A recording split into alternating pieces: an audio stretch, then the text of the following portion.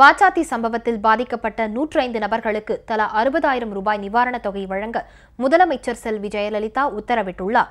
பாதிக்கப்பட்ட மக்களின் கோரிக்கையை ஏற்று முதலமைச்சர் இந்த நடவடிக்கையை மேற்கொண்டுள்ளார். முதலமைச்சர் செல்வி ஜெயலலிதா இன்று வெளியிட்டுள்ள அறிக்கையில், மக்கள் அனைவரையும் அரவணைத்து யாருக்கும் எவ்வித பாதிப்பும் ஏற்படாத வகையில் செயல்படுகின்ற அரசு தமது தலைமையிலான அரசு. எனினும் ஒரு சில இடங்களில் மக்களுக்கு பாதிப்பு ஏற்படும் நேரத்தில் தகுந்த நிவாரணம் வழங்குவதிலும் மறுவாழ்வு அளிப்பதிலும் அவர்களுக்கு தேவையான உதவிகளை உடனடியாக செய்து கொடுப்பதிலும் மிகுந்த அக்கறையோடு தமது தலைமையிலான அரசு செயல்பட்டு வருகிறது என்றும் தெரிவித்துள்ளார்.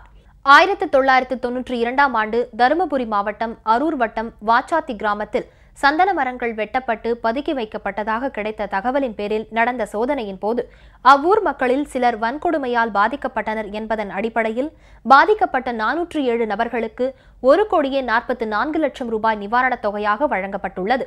இது தவிர பாதிக்கப்பட்ட மக்களுக்காக தொகுப்பு வீடுகள், குடும்ப அட்டைகள், வீட்டு மின் இணைப்பு, தெருவிளக்கு, விவசாய மின் இணைப்பு, குடிநீர் மின் இணைப்பு, குடிசை மின் இணைப்பு, தொழில் மின் இணைப்பு ஆகியவையும் வழங்கப்பட்டிருப்பதாக முதலமைச்சர் செல்வி ஜெயலலிதா குறிப்பிட்டுள்ளார்.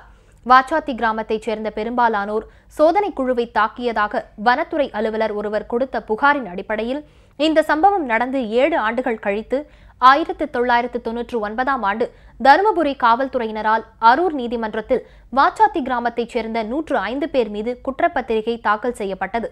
விசாரணை ஏதும் நடைபெறாமல் பல ஆண்டுகளாக நிலுவையில் இருந்த இந்த வழக்கு அரூர் நீதிமன்றத்தால் கடந்த 2012ஆம் ஆண்டு நவம்பர் மாதம் 15ஆம் தேதி தள்ளுபடி செய்யப்பட்டது. பாதிக்கப்பட்ட 77 நபர்களுக்கு வழங்கப்பட வேண்டிய நிவாரணத் தொகையான 12,20,000 ரூபாயை வழங்கிட தாம் உத்தரவிட்டதை அடுத்து இதற்கான ஆணை நேற்று பிறப்பிக்கப்பட்டதாகவும் முதலமைச்சர் செல்வி ஜெயலலிதா தெரிவித்துள்ளார்.